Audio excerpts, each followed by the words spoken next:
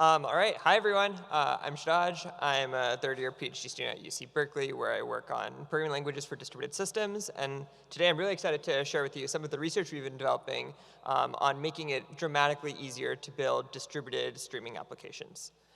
So before I dive into this is a research project with lots of amazing people. I'm going to be presenting some of the work of other folks in our group, including several of the PhD students, postdocs, engineers, and faculty involved with this project.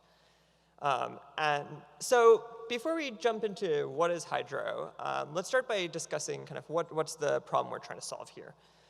Today, when you're building a cloud application, you really start by focusing on developer productivity, right? Especially if you're a small startup, you want to ship your features as fast as possible and just get something out there. And then as you start to get more users, you'll want to scale up your app. So thankfully, we have the cloud, and it's pretty easy to scale up simple applications just by adding more machines. But at some point, you're going to run into issues. You're going to discover bugs because you scaled out your application using replicas, and your application didn't realize that there were going to be replicas involved, and you might run into consistency issues. Or bottlenecks, where now you have all of your distributed microservices that are locked on one common service that they need to talk to before they make a decision. And in all these situations, really the only solution today is hire distributed systems PhD, which is what all the large companies do. And this is great because now you can kind of nail down what are the protocols you need, what are the consistency levels you need at different services. And at the end of the day, you do get a scalable app that efficiently uses cloud resources. So that's kind of how applications end up being developed today. Now, although I would love to have a job as a distributed systems PhD, this is not really a great way to develop apps. And it means that unless you have kind of the resources of a gigantic company to be able to make these protocol level optimizations, you can't really get the peak performance that you should be able to get out of your app. And that's where Hydro comes in. The goal of Hydro is to automate this process, to have a computer make the decisions that traditionally a distributed systems engineer would make, and automatically optimize your app to take advantage of the vast amount of cloud compute we have available. The Hydro stack contains several components. I won't be talking about all of them today, but a quick overview. Hydro Deploy is the lowest level of our stack. It's a tool for provisioning cloud resources and deploying your app and orchestrating these services. One of the key focuses of Hydro Deploy as part of the Sky Computing Lab at Berkeley is you can deploy your apps to span across multiple clouds. And this is kind of one of the key goals of our research project. Hydroflow, which is what I'm going to be talking about today, is our ultra-fast Rust kernel for dataflow. It's a low-level IR for describing streaming dataflow with an optimizing compiler that can make it go really, really fast. And Hydrologic, which I'll touch on later on in this talk, is a step above that because Hydroflow is meant to go fast, but Hydrologic is meant to make it easy to write your distributed systems applications. And the idea is with Hydroflow, you just write your application as if it's going to run on a single machine, and we make the decisions to automatically distribute it. As I mentioned before, Hydro is a research project, but it's all open source. And you can actually play around with Hydro today at hydro.run. So in today's talk, I'm going to be kind of bouncing back and forth between the research side and the production open source side of what we've been building. And we'll kind of touch on three key topics. First, we'll take a look at stage programming, which is a new way to develop program generators. And we're going to look at how we use that to enable efficient data flow in Rust.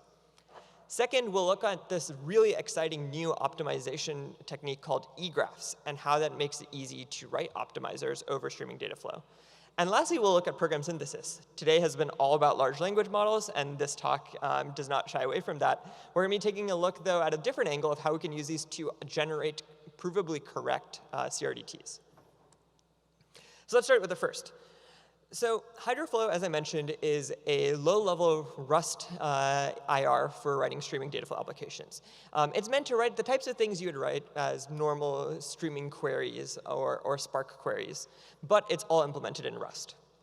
Now, Hydroflow takes a slightly different design than some of the high-level APIs like you might see in Spark or Flink. Actually, each Hydroflow program just runs on a single thread, on a single machine. But compositions of Hydroflow programs form a distributed system.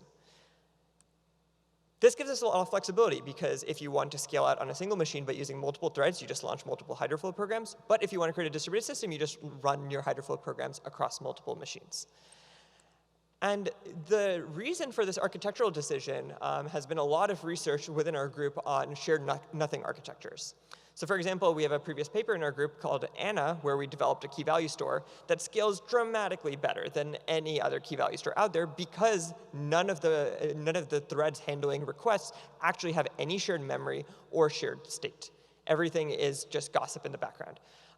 And the goal of Hydro is to make designing applications like these super trivial. So actually at the top, you'll see the original C++ in the original Anna paper. And at the bottom is our re-implementation of this in Hydro, where we had dramatically less code and it scales even better.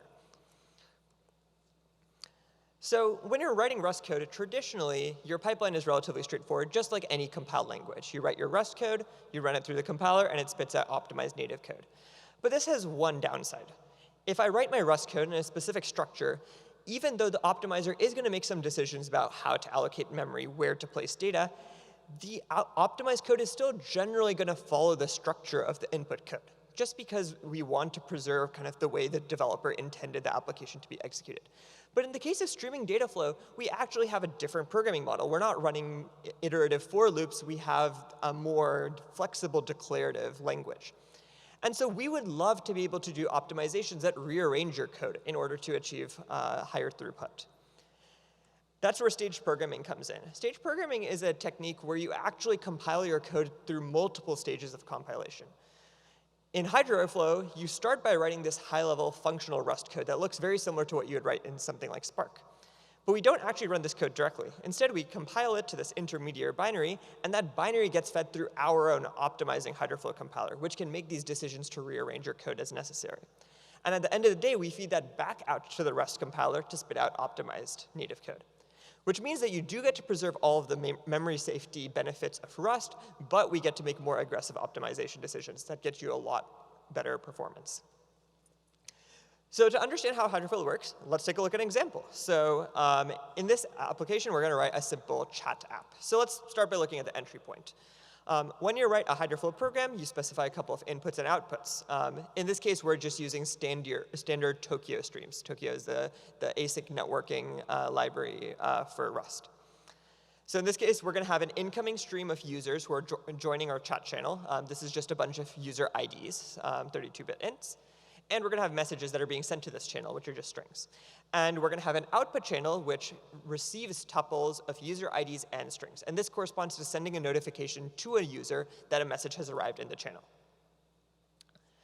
So let's take a look at how we would implement. And one thing is you'll notice that there's a lot of kind of wrapping around this. I'm not just taking the user stream as directly a Tokyo stream. I have this runtime data parameter. And you'll notice there's this stage left annotation at the top. And this is where the stage programming comes in. So when you actually invoke this function for constructing this data flow, it's not a regular Rust function. Instead, it actually expands to a lot of optimized code. So under the hood, we're doing a lot of code generation to emit this optimized, rewritten data flow implementation. So with that, let's take a look at the actual body of the program. Once you get past kind of the entry point and outputs of this program, everything else just looks like standard Rust code. So we're going to initialize 2 asynchronous streams for the users and messages. Now, what we want to do is every time a message comes in, we want to send a notification to all the users who've joined the channel. So we can achieve that by doing a cross product. So for every pair, we'll emit a tuple of those. And that's actually all we need to send out. So in this case, our streaming data flow is very simple. But we've used Hydroflow to implement much more complex protocols like Paxos, which I'll talk about later. Now, there's one issue with this, and the program we actually wrote will not do any of the behavior that we expected it to. Actually, it'll probably not send any notifications to the user. And to understand why, we need to dive a little bit deeper into Hydroflow's execution model, which differs pretty dramatically from traditional streaming data flow. Now, there are 2 major problems with writing distributed systems: reasoning about time and asynchrony, and reasoning about space, where your data lives. And Hydroflow is designed to make it very explicit what decisions you're making with regard to both of these aspects. So questions about time. Will the network reorder my data? Am I sending over UDP or TCP? Is my data batched, and do I need to take that into account? How long do I keep around data? Can I flush it out? Is it persisted to disk? Decisions like these are super critical, and oftentimes they're made kind of automatically in the background in ways that the developer did not intend. Similarly for space, when do I move around data? Is it okay if my data is just sitting on one machine, or do I need to shuffle it between other machines? Is it partitioned or replicated? These dramatically affect how you actually write your application. So Hydroflow is designed to have a runtime model that makes decisions about these very clear. Hydroflow executes in a single event loop where you run iterations that we call ticks. On each tick, you take in a batch of inputs from the network or any other I/O sources, process all of your computation until fixed point. Hydroflow does allow cycles within your streaming data flow graphs, and we emit a batch of outputs. That's all. Now, the thing that makes the distributed systems challenges much more clear here is Hydroflow event loops are stateless by default. That means at the end of a tick, any state that's been accumulated will be cleared out. So now it might be a bit more clear why this application might not work. So let's say we receive 3 events on our incoming stream. So we receive a user with ID 0 who's joined, and then on the second tick, we receive a message, hello, and then on the third tick, a user with ID 1 joins. Now, because Hydroflow is stateless, we're just going to process each of these ticks separately. And so on each of these ticks, when we do the cross product, we're just going to get no values because we're missing data in one of the 2 halves. And this actually exposes a implementation flaw. We didn't specify which users we should be joining with which messages. So one decision might be to say, hey, once a user joins the channel, the user is going to be there for the rest of this channel's lifetime. So we add a persist annotation. So we're going to take in the stream of users and persist that. And all persist does from the developer's point of view is add a little bit of state right to there. So now, when on every tick, the user stream will not only emit the new data that's come in from the network, but also all the previous data it received on previous ticks. And so now we get the behavior that when the hello message is sent, it's sent out to user 0. And this is the semantics of a chat app like Signal, where if a message gets sent, it gets sent to all the current users of that channel. But if you want to implement the semantics of an application like Slack, this is not actually what we want, right? If a new user joins, they should also be notified of the existing messages that happen. Now, implementing this is also relatively simple. We just persist both. We persist the users and the messages. But this actually also gives us some behavior that we're quite not looking for, right? Now that we've accumulated both, what's going to happen is on every single tick, we're going to compute the cross product of data that arrived in previous ticks. And so we're going to get redundant notifications. In particular, on the final tick, although we're now sending out the notification to the new user, we also send a duplicated notification to the previous user. So we send the notification to user 0 twice. And that's not what we want. So Hydroflow has a second stateful operator called delta. And delta just says filter out all the messages that appeared on previous ticks. And these are the only 2 stateful operators in all of Hydroflow. Everything else just falls out of this tick model. And we're able to show through optimizations that although implementing things like persistent delta naively would be super bad for performance, we're able to optimize that cost away. So as I mentioned, if you have a pipeline like taking a async source of messages, persisting it, transforming the data, and then reducing it, there are actually ways that we can optimize this away. First of all, if we're accumulating this data and then transforming it, why not transform it first? So we don't have to do that over and over again on every tick.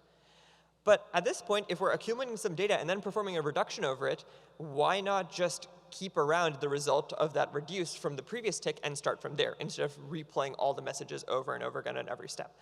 And these types of optimizations are what we perform within the Hydroflow optimizer, so that the developer gets a nice high-level API, but their code is executed with high performance.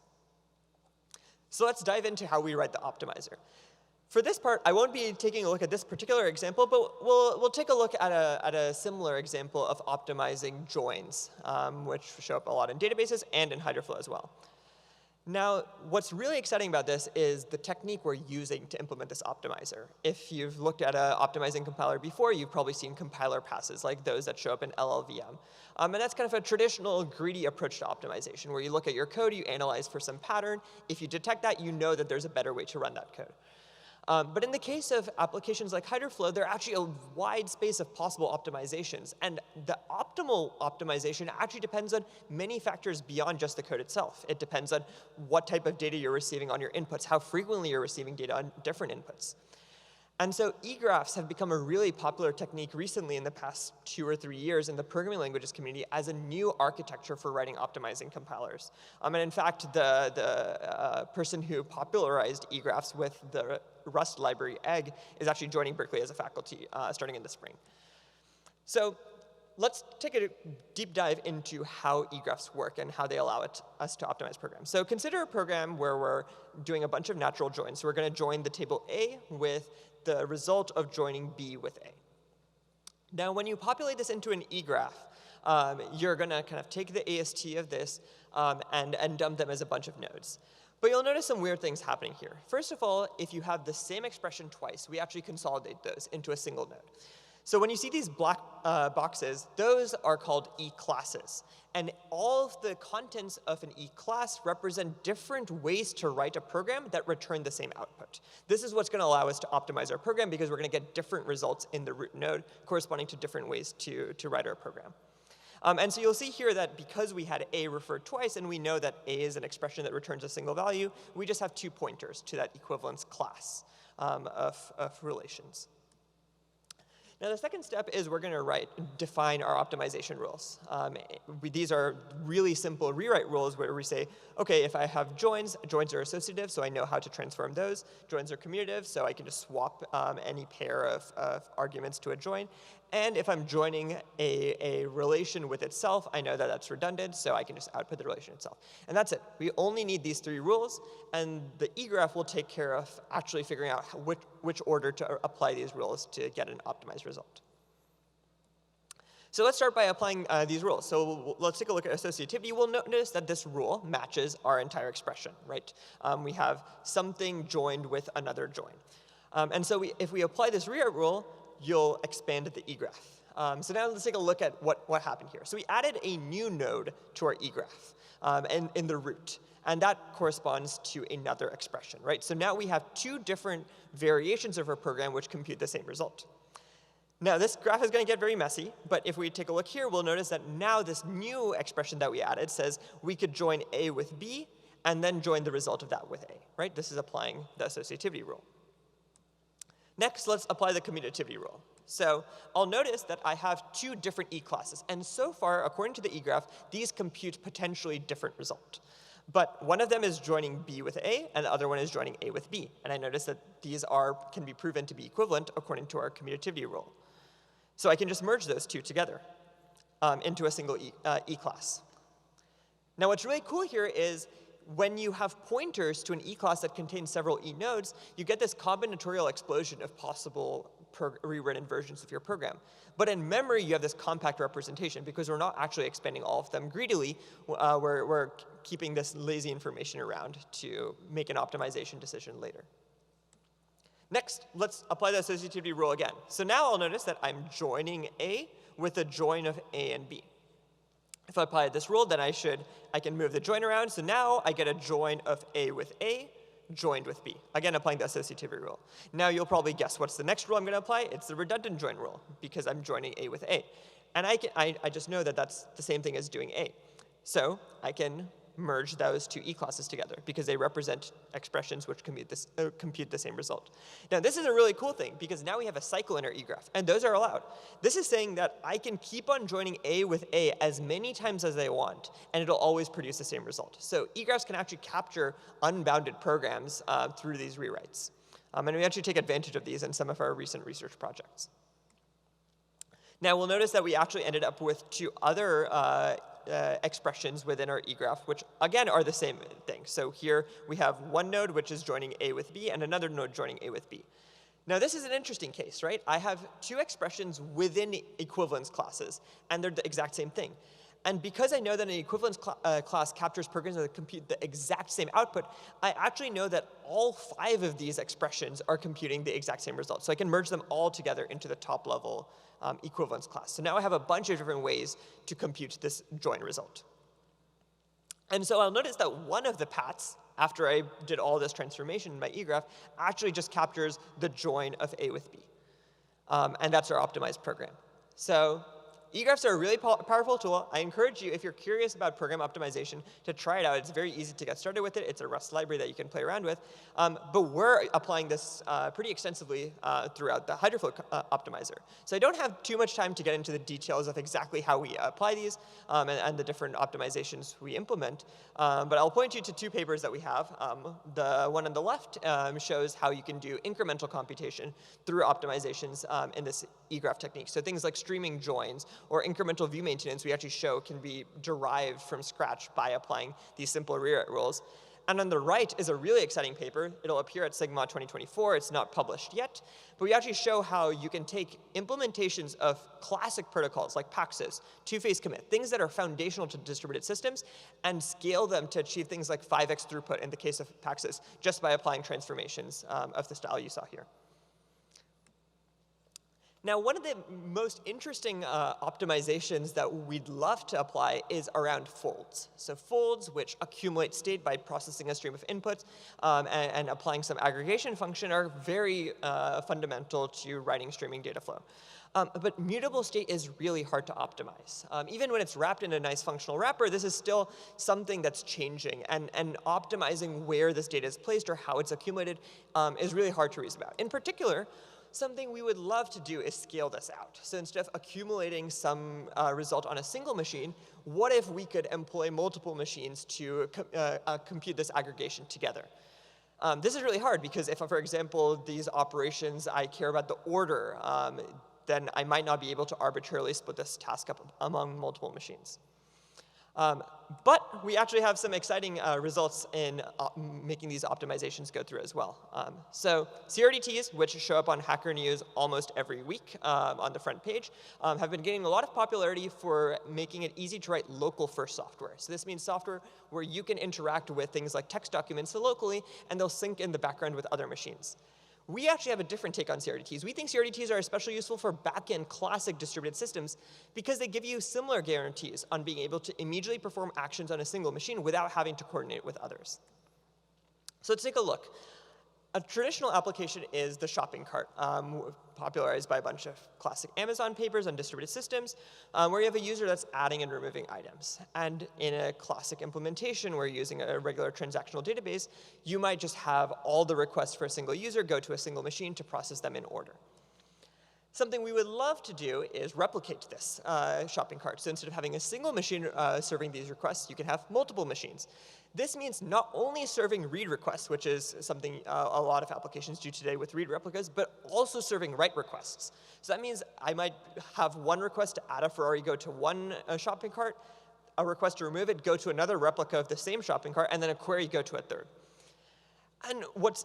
And so if you implement this in a traditional database, like if you use something like CockroachDB, which is a distributed database, the way this is achieved is by using locking, where if I have two different replicas that receive requests to write to the same entity, they'll make sure that there are no conflicts with other replicas. But locking is slow, and it eliminates the benefit of distributing this replica because now one replica is processing data at a time. And so we really want to avoid any sort of locking. And that's where CRDTs come in. So CRDTs, or conflict-free replicated data types, are a special type of data structure that allow you to process these mutations locally without having to coordinate with any other replicas. But they store enough metadata so that eventually you can combine the results of writes on multiple machines. So in the case of our application, if you have concurrent writes on different machines to insert your Ferrari and remove the Ferrari, we actually store these in two separate sets within your data structure so that when you merge them together, you know about the effects of both of these operations and can process those appropriately. So CRDTs have been used in a lot of applications. So if you've ever used Apple Notes, you're using CRDTs under the hood. But they've also been used in a lot of high-scale distributed applications, for example, League of Legends. But CRDTs are really hard to actually make work in practice. So all the CRDTs that are kind of commonly used in practice were originally developed at research labs in Portugal and France. And these are distributed systems PhDs, and those are the type of people we're trying to put out of jobs in the first place. So that's not really a win. And even distributed systems experts like Martin Kleppmann make mistakes when writing CRDTs.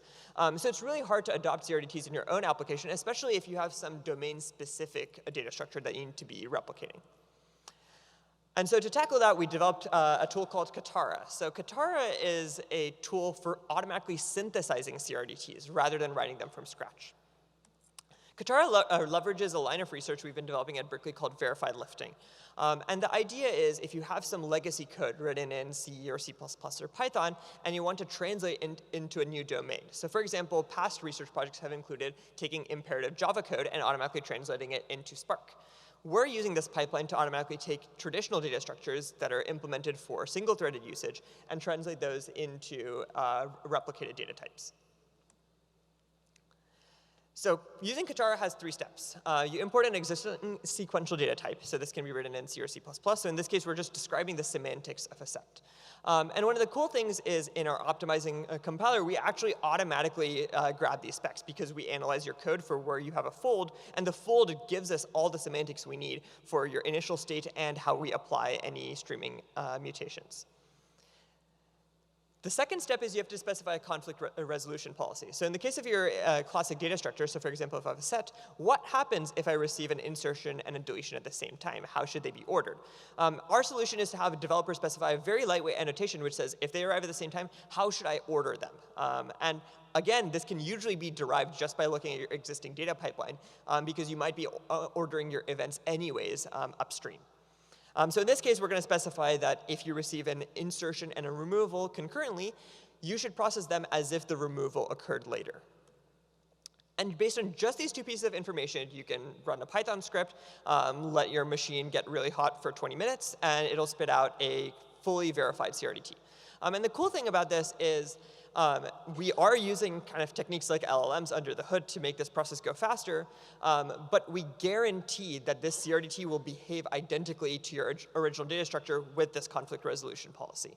And we do that by using traditional formal method solvers under the hood to actually perform this verification. So in our optimizing compiler, this actually happens entirely automatically. The developer doesn't even know that we applied this entire program synthesis technique because we can transparently apply it since we guarantee correctness at the end of the day. So just some cool results we got out of this. If you've seen CRDTs before or read a couple of blog posts about them, you might have seen the classic 2-phase set CRDT. So this is the one I showed earlier, which says if you want to store a set of items and you want to support insertions and removals, you store them in 2 separate sets, one to track the insertions and one to track the removals, so that you keep around the necessary metadata. Turns out if you actually throw this at our system and try to ask it to derive the CRDT from scratch, from first principles, it doesn't actually generate this one. It generates a more efficient one, where we say, actually, you only need a single map from the elements you have to booleans. So instead of having kind of 4 different states for each element, you only actually need 3 to capture this. This is a simple example, but it shows kind of how you're able to use these techniques to derive nice CRDTs for domain-specific applications from scratch. Now, CRDTs are a really exciting line of research and something we've been digging into a lot more. I'll point you to 2 more papers. The first is Keep Common CRDT On, which is a paper we recently published at VLDB. CRDTs have gained a lot of popularity in spaces like collaborative editors, where even if you have some latency or some temporary inconsistency, it's a human at the other end. And so they can just get kind of annoyed or talk to the other person over Zoom being like, why is our data jumbled together?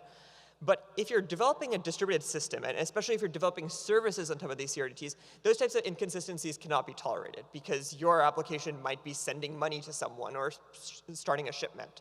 And so in this paper, we actually take a look at what is necessary to kind of layer on top of CRDTs to give you the strong consistency guarantees that we traditionally receive from transactional databases. And if you want kind of a broader overview of kind of where CRDTs fit into distributed systems, I'll point you to the New Directions in Cloud Programming paper, which is this vision paper that kind of lays out the goals of the Hydro project overall and some of the key kind of technical pieces where we're building into that. All right, so that's a quick overview of the type of research we've been developing in Hydroflow, and hopefully that kind of inspired you to take a look at some of these lines, poke around with eGraphs, try out Hydroflow on your own laptop, because you can install it today and follow our tutorials. But there's a lot of exciting work happening, and if you're in the space of distributed systems and looking to optimize your services, we'd love to chat, because we're always looking to take our research and apply it and tune it to use cases in industry. As I mentioned, you can check out Hydro at hydro.run. We have lots of docs and tutorials and even an interactive playground where you can interact with our compiler, which has been compiled to WebAssembly, so it runs entirely in your browser, and check out also our recent publications. But with that, I'd love to answer any questions.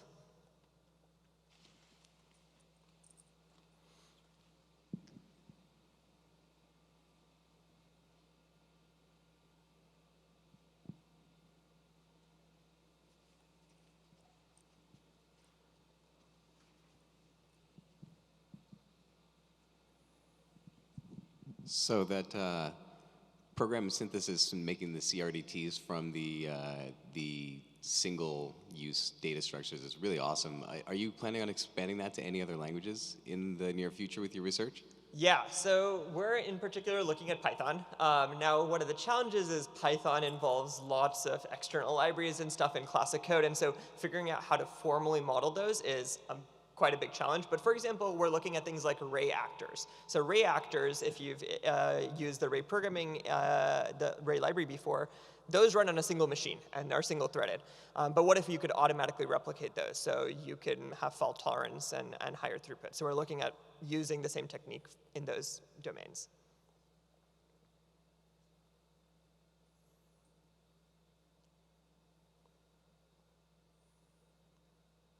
All right, if there are no more questions, I'll be at the table outside. I don't know which table I'll be at, but yeah, table 2. So happy to answer more questions there. Thank you.